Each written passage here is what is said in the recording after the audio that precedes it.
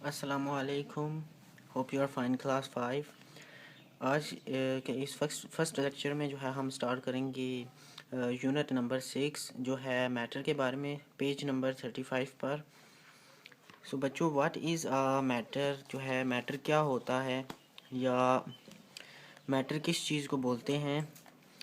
Unit number 6 matter. Matter को बच्चों उर्दू में मादा बोलते हैं।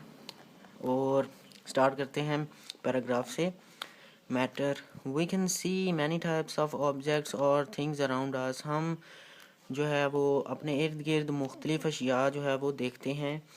In our rooms there are chairs, tables, beds, cupboards, blankets, mattresses, pillows, books, notebooks, pens, scales etcetera.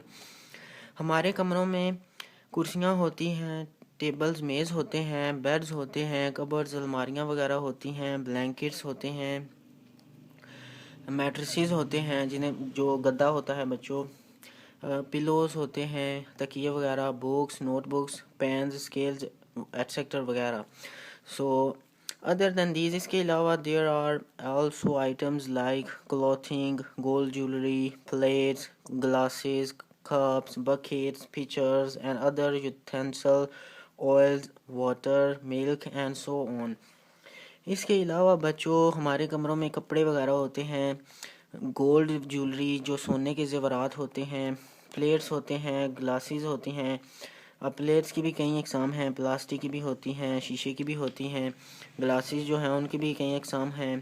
Cups, buckets जो टोकरियाँ वगैरह होती हैं, बाल्टियाँ वगैरह होती हैं, पिक्चर्स एंड अदर यूटेंसिल्स और तमाम ज़रूरत की अशिया, ऑयल्स होता है, तेल, वाटर, मिल्क और सोन। और इसके अलावा भी कई चीज़ें होती हैं जो यहाँ पर लिखी नहीं है। मिसाल के तौर पर घड़ी होती है।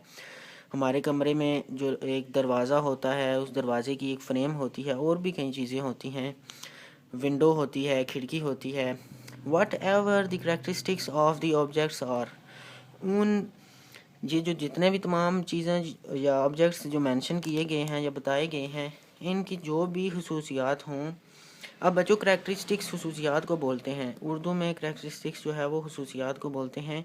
मगर करेक्टरिस्टिक्स होती क्या है बच्चों? फॉर एग्ज़ाम्पल हमारे पास ये एक ऑयल है। ऑयल की क्या करेक्टरिस्टिक है कि हम जब इसको अपनी फिंगर्स पर लगाते हैं तो ये चिपचिपापन एक जो है हमें फ़ील होता है। बालों को जब हम गर्मियों में ऑयल लगाते हैं तो ये फैल कर गर्दन की तरफ आ जाता है। ये इसका चिपचिपापन है, ये इसकी एक खसूसियत है, करेक्टरिस्टिक्स है।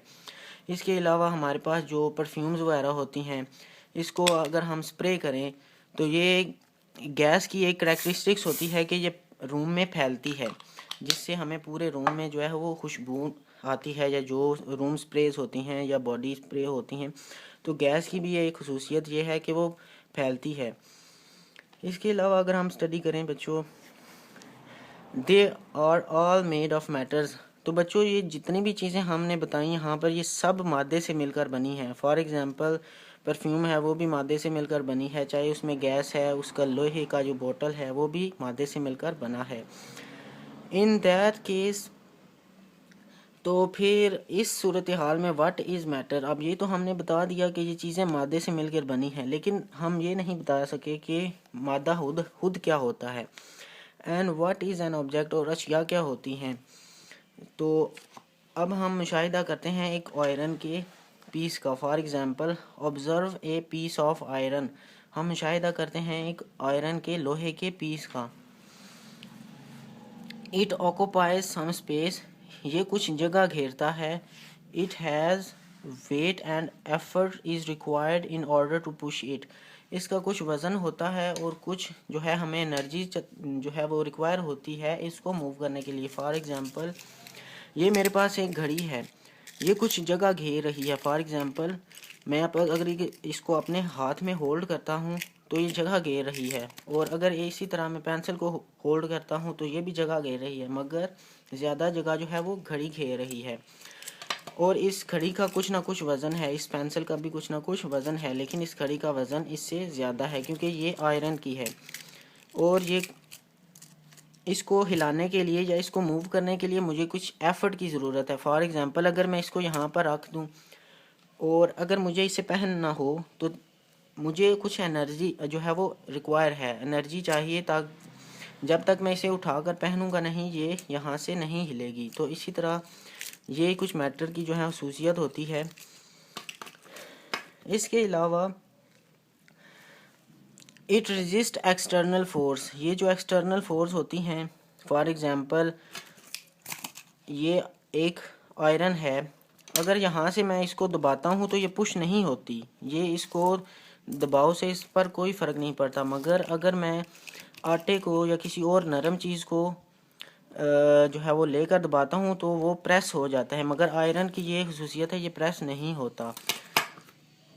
दैट इज़ टू से, तो anything which occupies space has to resist anything which occupies space has weight and resist when external force are applied to it is called matter।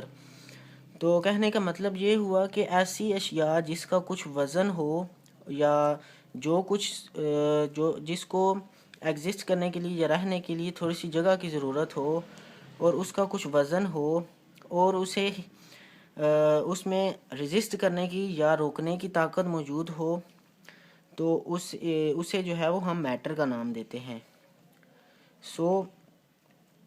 Soil, मट्टी, water, air, stone, iron, glass and wood are all matter.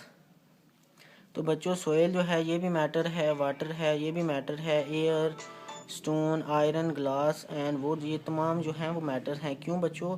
क्योंकि glass जो है वो भी जगह घेरता है, इसका कुछ वज़न होता है और इसे हिलाने के लिए हमें कुछ एनर्जी की ज़रूरत होती है। वुड जो है इसे भी हम जब तक ना हिलाएं ये नहीं हिलती, इसका भी कुछ वज़न होता है और इसकी कुछ शेप होती है, मतलब कि ये कुछ जगह घेरती है। जैसे कि ये वुड से बनी है तो ये कुछ जगह घेर रही है, चाहे मेरे हाथ में हो या टेबल पर हो। इंशाल्लाह नेक्स्ट लेक्चर में बच्चों हम क्वेश्चन नंबर 1 से रिलेटेड जो है वो टॉपिक पढ़ेंगे और क्वेश्चन नंबर 1 भी सॉल्व करेंगे। Thanks for watching.